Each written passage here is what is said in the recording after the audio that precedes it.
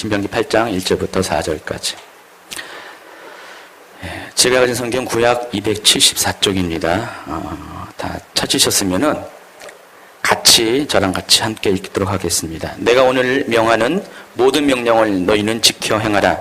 그리하면 너희가 살고 번성하고 여호와께서 너희의 조상들에게 맹세하신 땅에 들어가서 그것을 차지하리라. 내 하나님 여호와께서 이 40년 동안에 내게 광야길을 걷게 하신 것을 기억하라.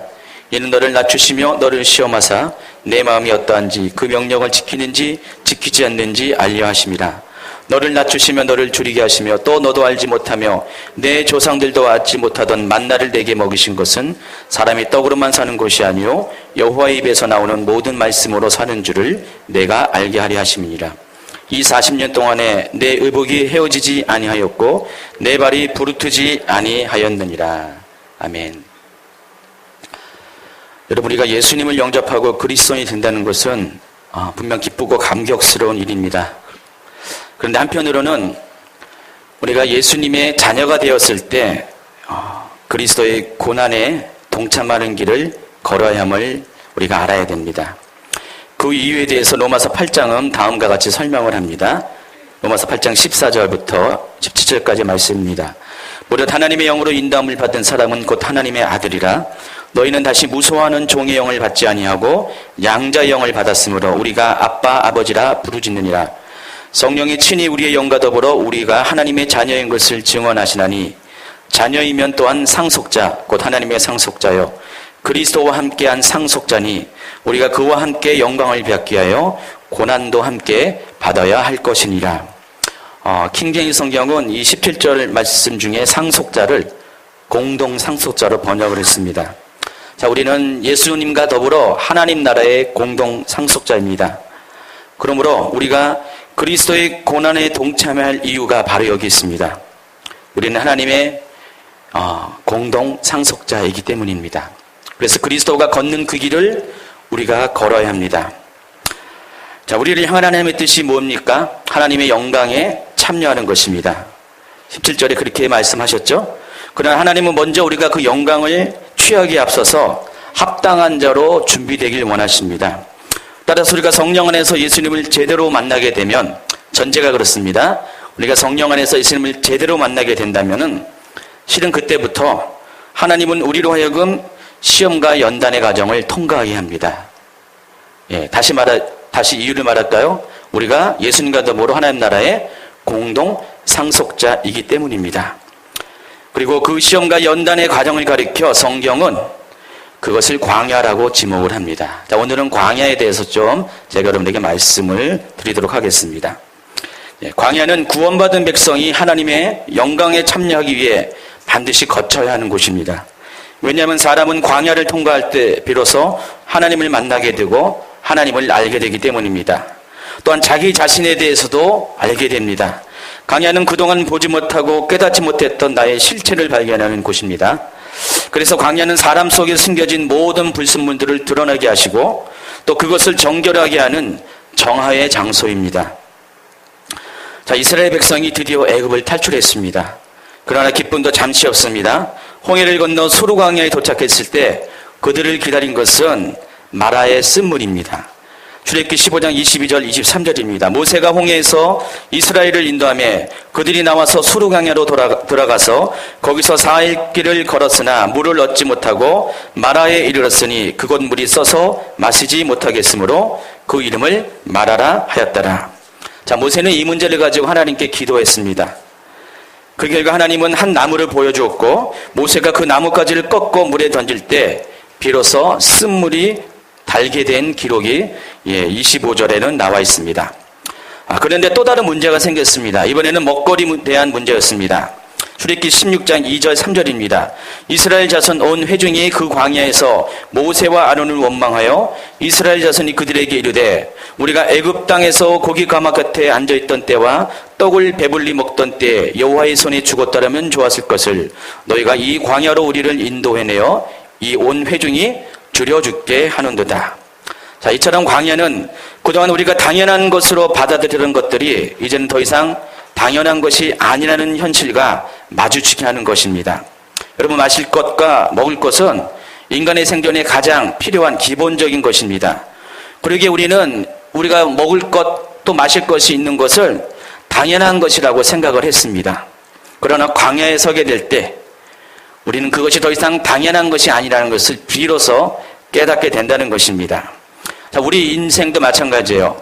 하나님께서 우리를 광야가 아닌 곳에 있게 할 때는 우리가 살아가는 이유에 대해서, 살아가는 조건에 대해서 아무런 감각도 생각도 않습니다. 그러나 비로소 우리가 광야에 나아갔을 때 우리가 살아가는 현실이 정말로 우리가 먹고 마시는 모든 문제들이 하나님의 은혜가 아니었으면 아무것도 아니었음을 비로소 깨닫게 된다는 것입니다. 그러므로 우리는 광야에 들었을 때 비로소 하나님을 만나게 되는 것입니다. 자, 구약성경 모세오경 중 창세기를 제외한 출애굽기, 레위기, 민수기, 신명기는 이집트를 탈출한 이스라엘 백성이 약속의 땅인 가나안에 이르기 전 광야를 통과하는 삶의 여정을 기록한 책입니다. 모두가 광야의 이야기를 담고 있습니다.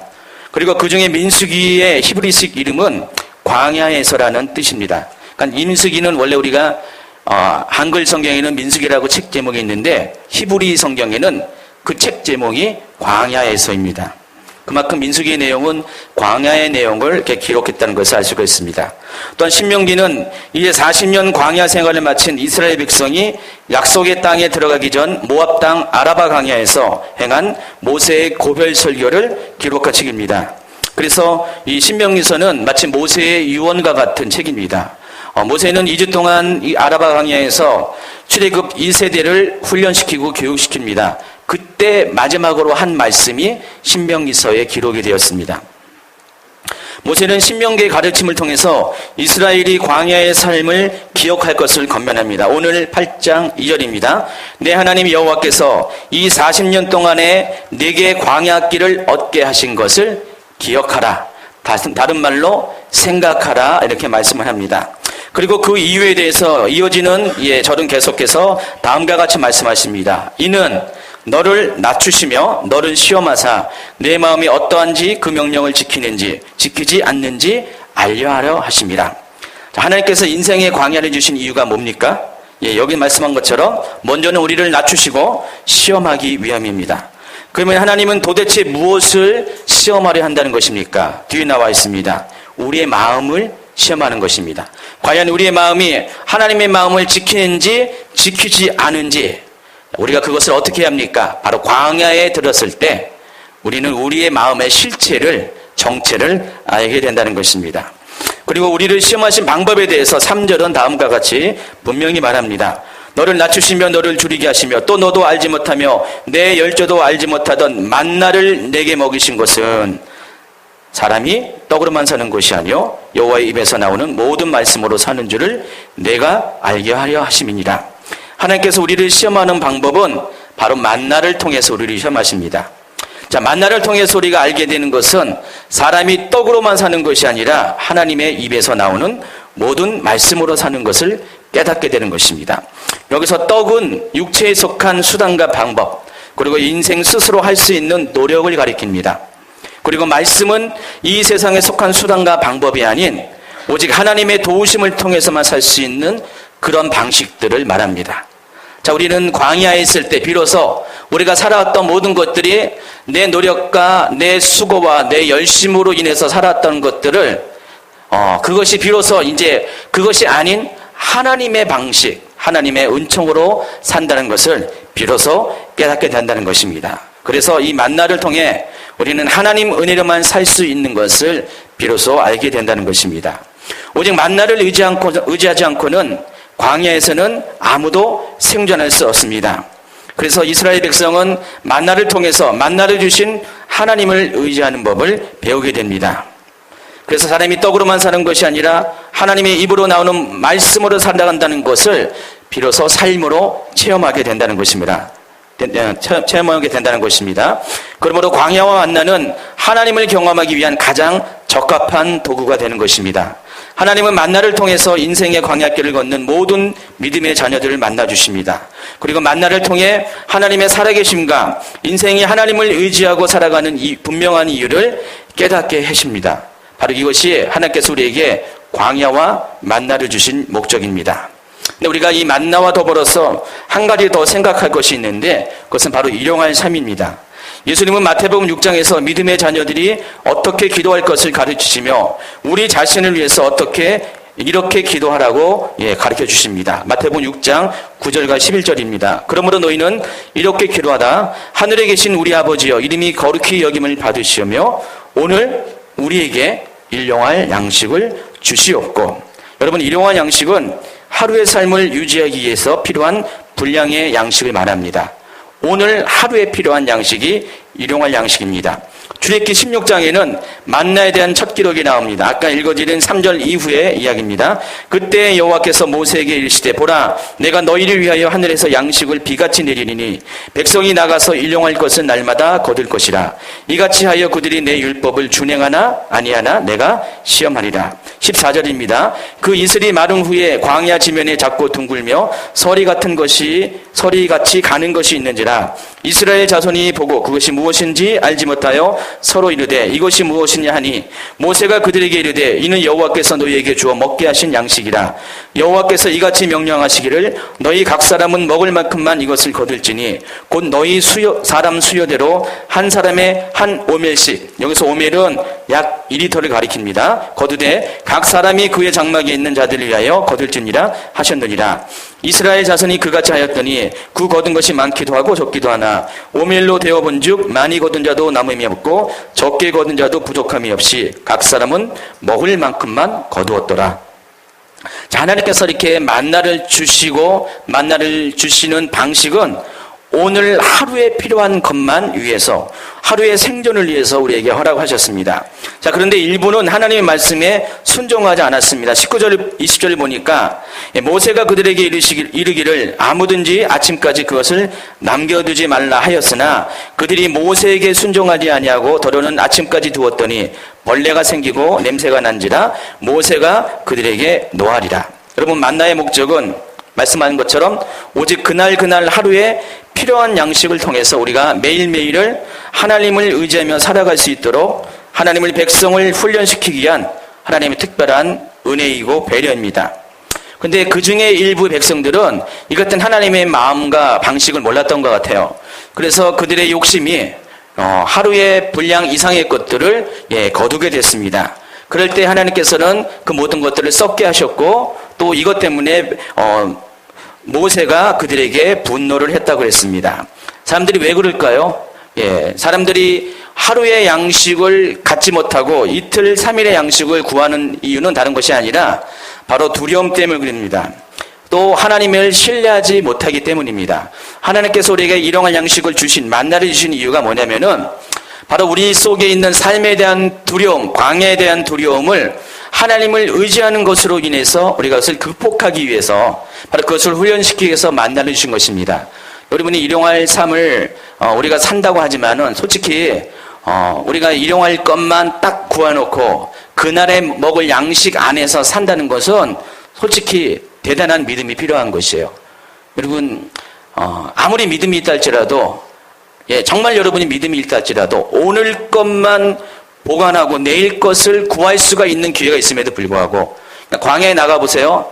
오늘 것만 구할 수 있는 게 아니라 자기가 원하면 내일 거, 그 다음날 거, 한 달 거, 1년 것도 자기의 수고와 노력에 의해서 다 거둘 수가 있습니다. 근데 그런 모든 것에 가능성이 있음에도 불구하고 하나님은 그것을 막으셨어요. 그것을 못하게 하셨습니다. 혹시라도 그것을 그렇게 걷게 한다면 하나님은 썩어 없어지게 해서 반드시 그들에게 오늘 하루의 양식만을 구할 수 있는 기회만을 주셨다는 것입니다. 그 이유가 다른 것이 아니라 바로 그것을 통해서 우리는 비로소 우리가 하나님을 의지하지 않고서는 하루의 삶도 살 수 없음을 깨닫게 하시기 위해서 하나님께서 그렇게 하셨다는 것입니다. 사람은 누구나 내일에 대한 두려움이 있고 또 내일이라는 것이 우리에게 소망을 주는 단어이지만은 동시에 두려움을 주는 단어이기 때문에 그래서 우리는 늘 언제나 그런 방식의 삶을 살아왔습니다. 자, 이러한 삶은 어디에서의 삶입니까? 바로 광야에 들어오기 이전의 애굽에서의 삶입니다. 우리가 하나님을 제대로 알지 못했던 그 시절의 삶이 바로 그와 같은 삶이라는 것입니다. 그러나 이 믿음 안에 있는 사람의 모습은 달라져야 됩니다.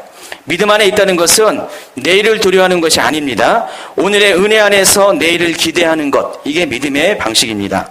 오늘 경험한 하나님의 은총을 통해서 내일을 살아가는 것이 바로 하나님께서 우리에게 믿음의 자녀들에게 가르쳐 주기를 원하는 하나님의 방식이라는 것입니다. 마태복음 6장에서 예수님은 내일을 염려하지 말 것을 가르칩니다. 6장 31절 이하입니다. 그러므로 염려하며 이르기를 무엇을 먹을까 무엇을 마실까 무엇을 입을까 하지 말라. 이는 다 이방인들이 구하는 것이라. 너희 하늘 아버지께서 이 모든 것이 너희에게 있어야 할 줄을 아시느니라.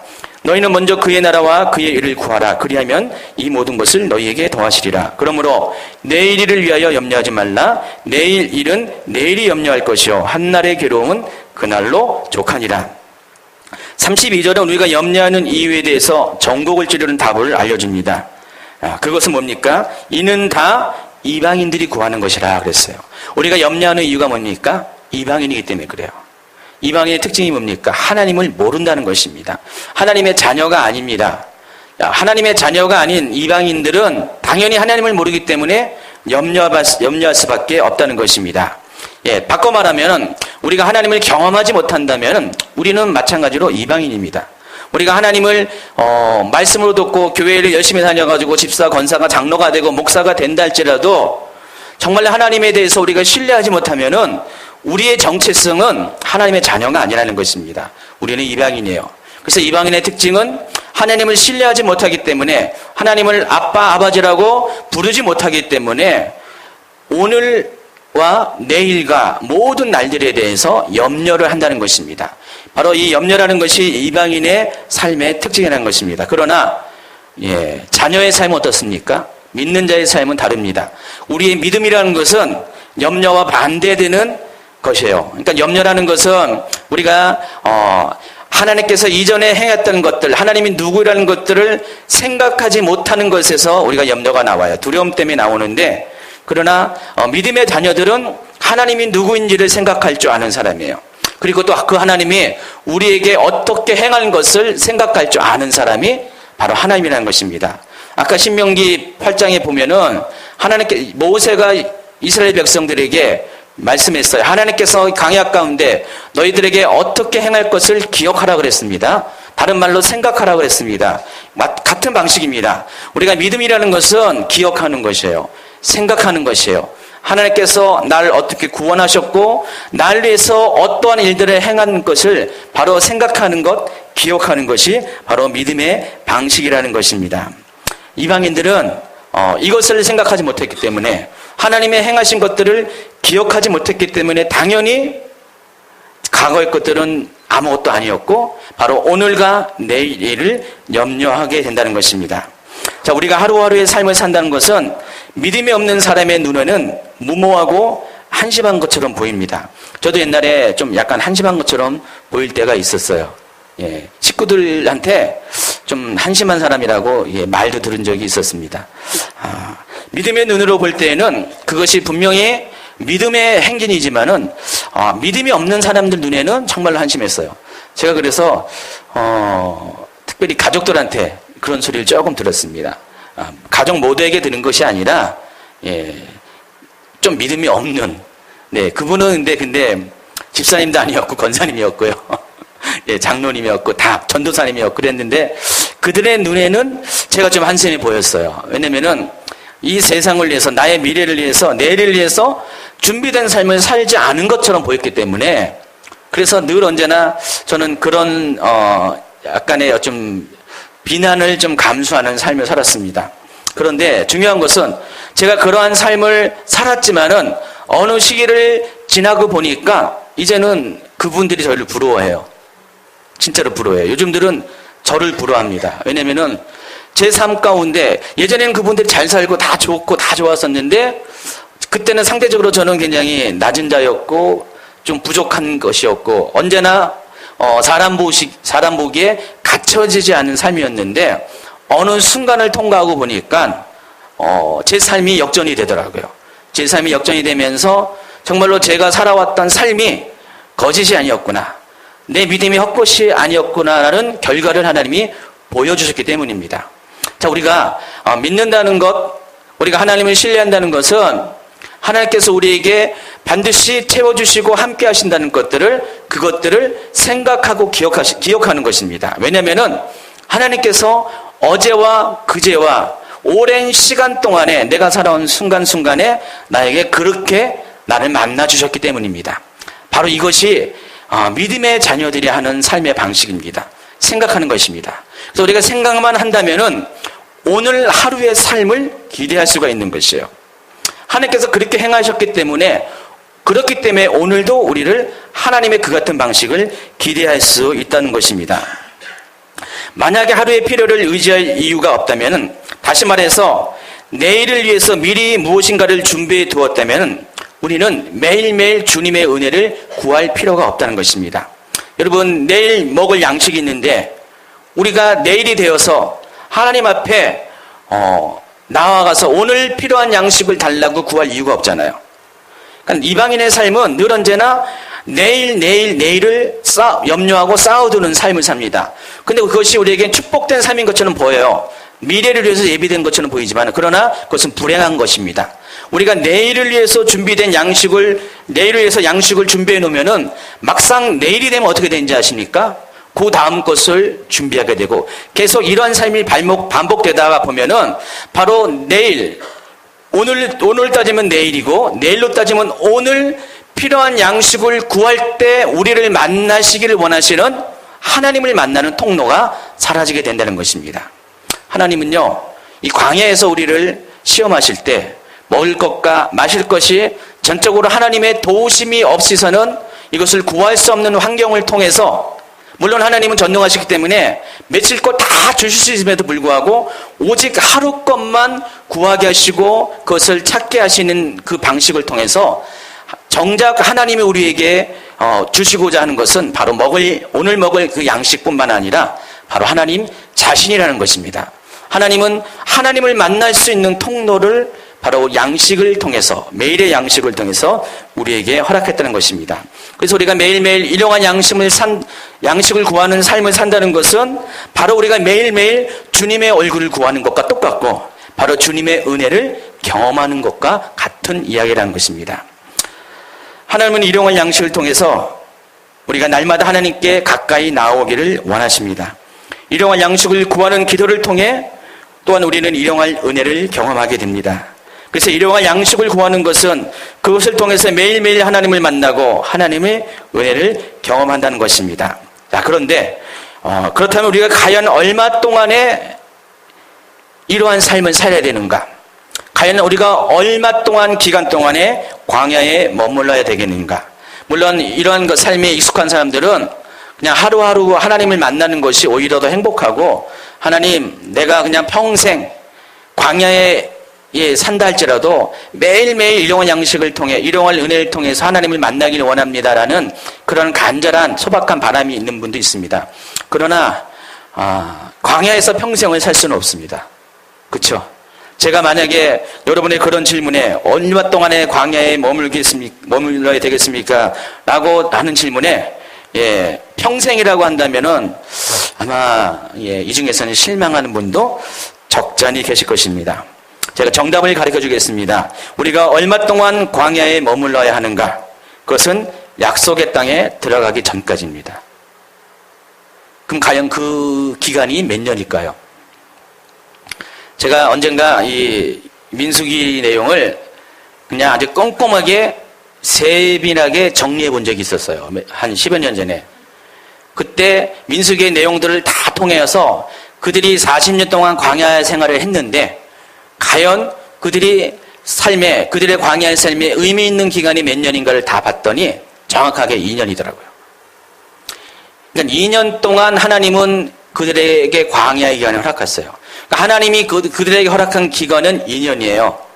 그러니까 2년 동안 뭘 하셨냐? 보니까 시내산에서 1년 2개월 동안 그들을 말씀으로 양육을 하셨어요. 그러니까 시내산에 하나님의 구름기둥이 머물렀을 때 구름기둥이 1년 2개월 동안을 떠나지 않았다는 것입니다. 그리고 하나님께서 나머지 10개월 기간 동안에 이것저것 특별한 삶의 경험들을 하셨어요. 대적이 쳐들어오고 그때마다 하나님께 기도하고 간구했을 때 하나님이 구원하시는 경험들, 때로는 실패했지만은 하나님 원망했지만은 하나님께서 어떨 때는 반석을 쪼개서 물을 주시고 아까 마라에 쓴물을 달게 하시고 또 하늘에 만나를 내려주시고 또 메추라기를 보내서 그들로 고기를 먹게 하시고 어떨 때는 의복이 떨어지지 않게 신발이 닳지 않게 하는 그런 모든 삶의 경험, 하나님을 경험하는 기간이 딱 2년이면 충분하더라고요. 그럼 나머지 38년은 무슨 의미가 있습니까? 그것은 의미 없는 시간이었어요. 만약 그들이 하나님 앞에 온전히 반응을 했다면은 2년 만에 실은 광야를 통과할 수 있었다는 것입니다. 나머지 38년은 아무런 의미 없는 삶이라는 것입니다. 그러므로 광야의 삶은 2년이면 충분합니다. 근데 제가 예전에 이 2년이라는 것을 가지고 그래서 제자훈련에 적용을 했어요. 제가 지금도 제자훈련을 하고 있지만은 제자훈련의 기간을 2년으로 정했습니다. 적어도 2년 동안 말씀으로 또 하나님을 경험하는 여러 가지 체험을 통해서 우리가 하나님을 경험하는 시간이 필요하다는 것입니다. 여러분이 물론 속성으로 하나님을 만날 수 있고 속성으로 훈련을 받을 수가 있습니다. 그러나 하나님은 이 기간을 통해서 우리에게 만나시는 것이 의미가 있어요. 하나님은 기간을 통해서 우리에게 요구하신 것이 있습니다. 말씀을 통해서 하나님을 알아갈 뿐더러 또한 인내를 배우게 한다는 것입니다. 여러분 오늘 우리가 하나님의 기적을 경험하잖아요. 그런데 이 기적이 경험했지만 내일 하나님을 신뢰하냐? 그렇지 않다는 것입니다. 복음서에 보면은 예수님의 제자들이 수많은 기적들을 체험했습니다. 그러나 번번이 그들은 예수님을 신뢰하지 못했어요. 그러니까 예수님이 그들 곁에 있을 때는 하나님이 하실 것들을 신뢰했습니다. 그러니까 예수님이 잠시 떠나가 계시면은 그들은 이내 두려움에 빠졌다는 것입니다. 그래서 하나님께서 이 기간을 통해서 반복적으로 계속해서 훈련을 통해서 하나님 안에 사는 삶이 무엇인지 또 하나님을 없이도 우리가 하나님을 믿는 믿음 안에서 사는 것이 무엇인지를 바로 이 기간을 통해서 우리에게 경험을 해주신다는 것입니다. 자, 어쨌든 하나님은 당신의 자녀들, 여기서 로마서 8장은 공동상속자라고 했습니다. 이 당신의 자녀들을 광야의 학교에서 2년이라는 훈련에 필요한 제한된 기간을 우리에게 허락을 하십니다. 그곳에서 하나님을 경험하는 과정을 통과하게 하십니다. 그래서 사람이 떡으로 사는 것이 아니라 하나님의 말씀으로 사는 것을 깨닫고 또한 그같이 살아가는 삶의 방식, 곧 일용할 삶을 배우고 익히게 하십니다. 그런데 더 중요한 것이 있습니다. 결론이 중요한데 하나님께서 광야에서 우리의 삶을 마치게 하는 것이 아닙니다. 하나님의 최종적인 목적지는 마침내 약속의 땅에 들어가게 하신다는 것입니다. 제가 오늘 이 말씀의 제목을 광야와 만나 그리고 약속의 땅이라고 했습니다. 지금 이제 그 약속의 땅에 관한 이야기를 할 겁니다. 광야가 우리 인생의 종착역은 아니라는 것입니다. 광야에서 우리가 인생을 끝을 낸다면은 그것은 축복받은 백성이 아니에요. 그것은 믿음의 백성이 아니라 어쩌면 그것은 저주받은 백성일 수가 있다는 것입니다. 여호수아 5장은 마침내 약속의 땅에 들어간 이스라엘 백성이 가나안 땅에서의 첫 번째 유월절을 지키는 장면이 기록되어 있습니다. 근데 12절을 보면은 그들이 그 땅에 소산물을 먹은 다음 날에 만나가 그치게 되었다라고 기록을 하고 있습니다. 5장 11절입니다. 유월절 이튿날에 그 땅에 소산물을 먹되 그날에 무교병과 볶은 곡식을 먹었더라. 또 그 땅에 소산물을 먹은 다음 날에 만나가 그쳤으니 이스라엘 사람들이 다시는 만나를 얻지 못하였고 그 해에 가나안 땅에 소출을 먹었더라. 자, 우리가 이제 새롭게 알아야 할 것이 있습니다. 하나님의 백성은 광야를 통과할 때가 있지만 그것이 전부가 아니라는 것입니다. 우리의 목적지는 광야가 아닙니다. 우리가 정착할 곳은 따로 있습니다. 그것은 젖과 꿀이 흐르는 약속의 땅 가나안입니다. 우리의 삶의 고난의 시기를 보낼 때가 있습니다. 그러나 그것이 전부가 아니라는 것입니다. 하나님의 계획은 우리로 하여금 하나님의 자녀의 영광에 참여하게 하는 것, 이것이 하나님의 최종적인 목적이라는 것입니다. 로마서 8장 17절이 그것을 이야기하고 있습니다. 하나님은 이것을 계획하셨고 우리 인생은 하나님의 계획 가운데 영광에 참여하기에 고난도 함께 받는 것입니다. 만약 우리가 그리스도와 함께하는 공동상속자가 아니라면 우리 인생에 굳이 광야는 필요하지 않을 것입니다. 그러나 우리는 그리스도와 함께 상속자의 영광을 받을 사람입니다. 그러므로 우리 하나님의 인생의 광야는 반드시 거쳐가야 한다는 것입니다.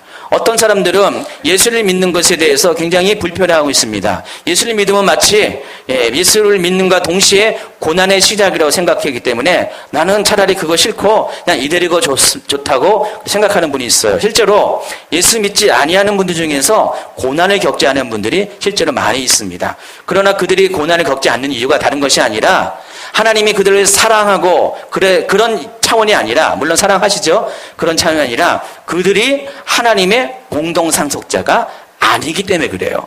하나님은 공동상속자인 사람에게는 반드시 그리스도의 영광에 참여하기 위해서 고난도 함께 참여하게 한다는 것입니다. 그러므로 하나님은 우리에게 두 시즌을 허락하세요. 첫째는 광야의 시즌이고 두 번째는 정착지, 약속의 땅에 사는 시즌입니다. 그래서 우리가 광야의 삶을 살 때는 하나님께서 우리에게 광야의 삶을 사는 방식대로 우리를 살게 하시는 것이에요. 그것이 뭡니까? 아까 말씀드린 일용할 양식을 구하는 삶, 오늘의 만나에 충실하는 삶이 바로 광야에서의 삶이라는 것입니다. 광야에서는 최소한의 공급을 받습니다. 광야에서는 정말로 필요할 때 하나님께서 좀 기적적으로 경험하는 것들을 통해서 우리에게 하나님이 우리의 필요를 채우신다는 것입니다. 그러나 약속의 땅에서는 그렇지 않습니다. 약속의 땅은 반드시 전제할 것이 있는데 일을 해야 된다는 것입니다. 광야에서는 우리가 일을 하면 안 돼요. 그러나 약속의 땅에서는 일을 해야 된다는 것입니다. 어떤 사람들은 하나님의 방식에 대해서 오해를 합니다. 하나님의 은혜 안에 거하는 것이 처음부터 끝까지 하나님의 일방적인 공급하심이 있을 것이라고 생각을 합니다. 아닙니다. 하나님은 우리가 광야에 있을 때는 우리 스스로 양식을 구할 수 없기 때문에 우리의 수고를 대신해서 하늘로부터 우리를 공급하십니다. 그러나 약속의 땅에서는 이 같은 삶의 방식으로 살아서는 안 되는 것입니다. 우리는 여전히 하나님을 의지해야 되지만 그러나 더불어서 우리는 우리의 삶의 소출을 위해서 땀을 흘려야 된다는 것입니다. 이제는 그러한 때가 되었기 때문입니다. 어떤 분이 며칠 전에 저에게 이런 질문을 했어요. 목사님, 불과 몇 년 전만 해도 하나님께서 정말 나를 강야와 같은 삶을 보냈는데 그분이 이제 중국에서 살다가 하나님이 그분을 이렇게 사랑하시고 훈련시키기 위해서 하나님께서 그 재산을 다 이렇게 다 정리하게 하셨어요. 다 잃어버리게 하셨습니다. 그래서 거의 무일푼으로 한국에 들어오게 됐어요. 그때부터 어떻게 됩니까? 먹고 살 것이 없잖아요. 그래서 1년 동안 주변의 도움을 통해서 뭐 집도 없고 한국에서 정착을 했는데 1년 동안은 남편도 직장을 못 구하고 본인도 직장을 못 구해서 정말로 수입이 없는 삶을 살았어요. 그게 작년이거든요. 그런데 그분이 저한테 얘기하는 거예요. 목사님, 그때는 아무리 생각해봐도 하나님이 정말로 나를 다 먹이시고 채우시고 풍족하진 않았지만은 필요할 때마다 다 공급해 주셨고 먹을 거 다 먹게 하셨고 애들 공부시키고 다 공부시키게 하셨는데 근데 올해가 들어와서 이상해요. 목사님, 올해가 들어와서 하나님이 잘 공급 안 하시고 올해 들어와서 오히려 제가 이제 남편도 직장을 다니고 본인도 이제 직업을 가지고 시작했는데 올해가 들어와서 실은 이상하게 과거보다 더 힘든 것 같아요. 그래서 제가 딜레마에 빠졌습니다. 이게 어떻게 된 겁니까?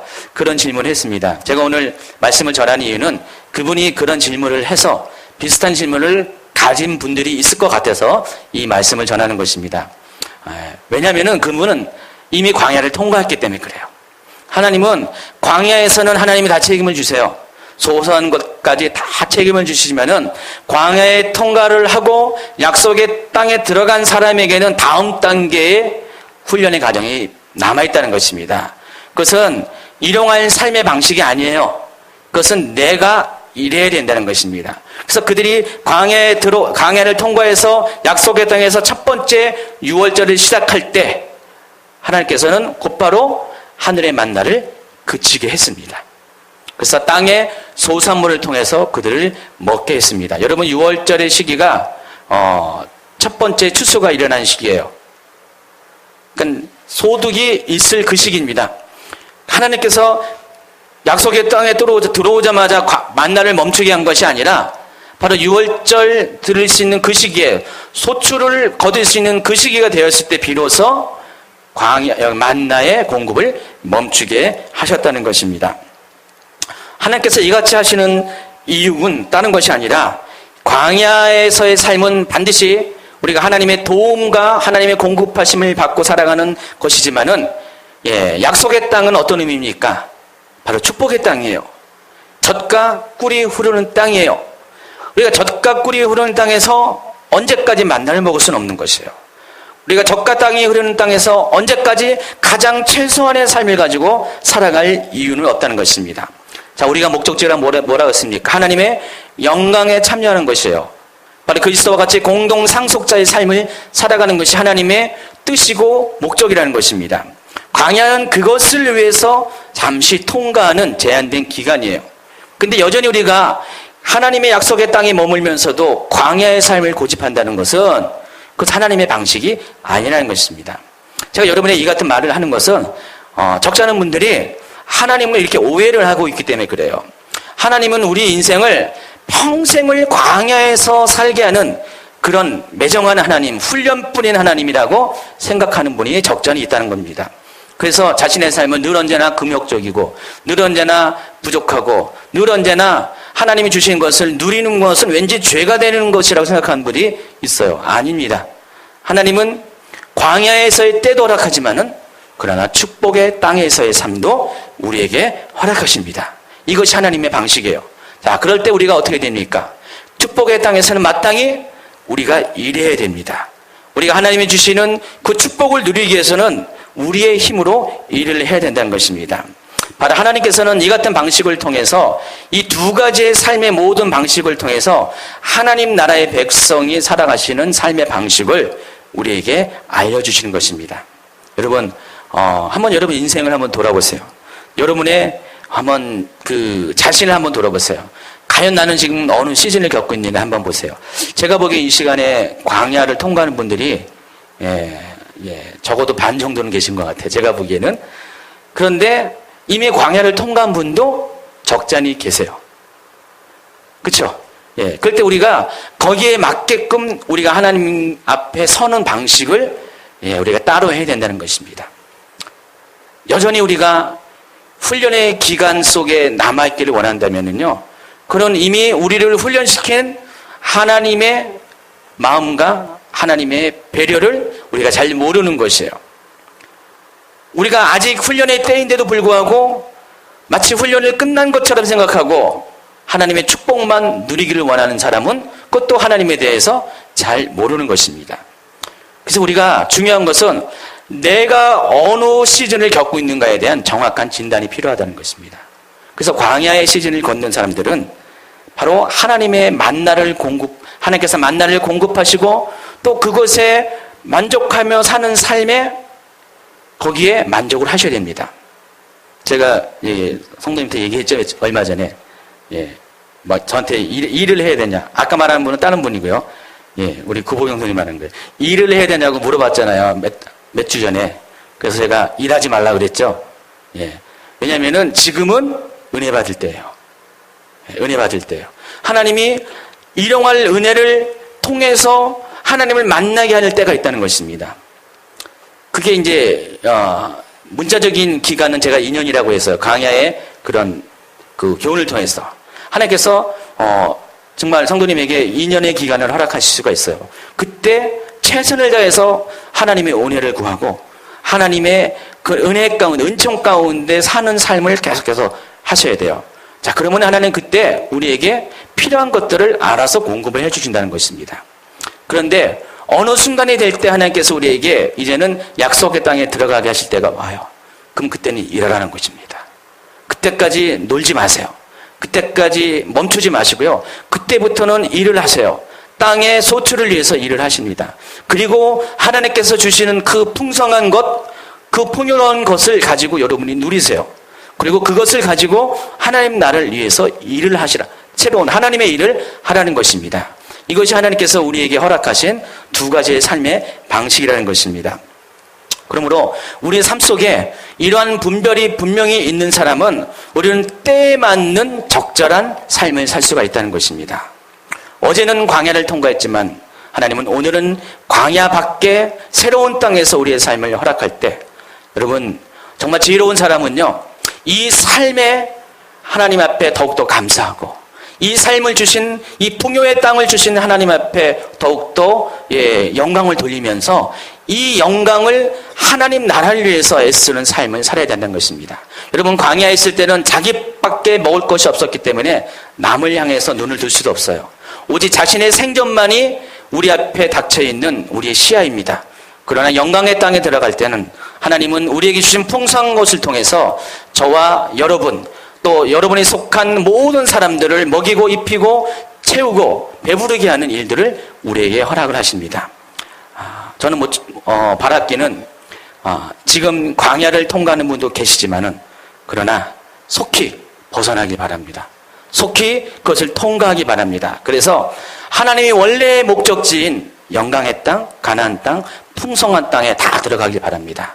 그래서 그곳에서 누리는 그 풍성을 통해서 하나님의 영광에 참여하는 자가 되기 바랍니다. 그리스도의 상속자, 하나님의 상속자, 공동 상속자라서 하나님이 주시는 자녀의 권세를 누리기를 바랍니다.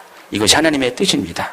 잘 분별하셔서 그러한 삶을 살 수 있도록 예수님의 이름으로 축원합니다. 기도합니다.